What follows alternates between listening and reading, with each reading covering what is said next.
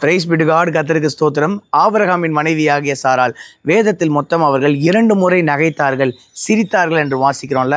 முதலாவது முறை ஆதியாகமம் 18:10 ஒரு தேவ புருஷன் ஆபிரகாமிடம் வந்து, ஒரு குறித்த உற்பருவ காலகட்டத்தில் நான் திரும்ப உன்னிடத்தில் வருவேன், அப்பொழுது உன் மனைவியாகிய சாராள் ஒரு குமாரனோடு இருப்பாள் என்று சொன்னதை அந்த தேவ புருஷனுக்கு பின்புறமாக கூடார வாசலில் நின்று சாராள் கேட்டபோது தன் உள்ளத்தில் நகைத்து, கிழவியாகிய எனக்கு எப்படி பிள்ளை பிறக்கும் என்று சிரித்ததாக நாம் வேதத்தில் வாசிக்கிறோம்ல. ஆனால் தேவன் சொன்னதை நிறைவேற்ற வல்லவர். ஆதியாகமம் 21:2 தேவன் சாராள் பேரில் கடாட்சமானார். சாராள் கர்ப்பம் தரித்து ஒரு குமாரனை பெற்றபோது ஆதியாகமம் 21:6 சொல்றாங்க, தேவன் என்னை உண்மையிலே நகைக்க பண்ணினார், இதை கேட்கிற யாவரும் என்னோடு கூட நகைப்பார்கள் என்று சொன்னாங்கல்ல. சாராள் மொத்தம் 2 முறை சிரித்தார்கள். முதலாவது முறை இது எப்படி நடக்கும் என்று சிரித்தாங்க.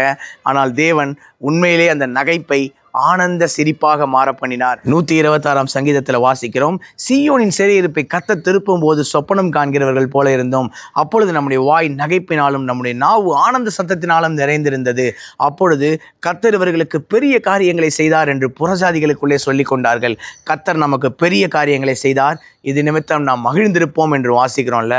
உண்மையிலே நாம் இதெல்லாம் நடக்கவே நடக்காது, நாம் எதையெல்லாம் நினைத்திருந்தோமோ அதையெல்லாம் இந்த புதிய வருடத்தில் தேவன் நம்முடைய வாழ்க்கையில் நிறைவேற்றி காட்டப் போகிறார்.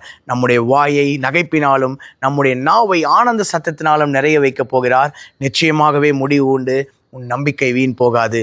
என்னுடைய வாயின் வார்த்தை, என்னுடைய இருதயத்தின் தியானங்கள் கர்த்தருக்கு முன்பாக பிரீதியாக இருக்கட்டும். கர்த்தருக்கு சித்தமான இன்னொரு வீடியோ பதிவில் நாம் சந்திப்போம். God bless you all. Thank you so much.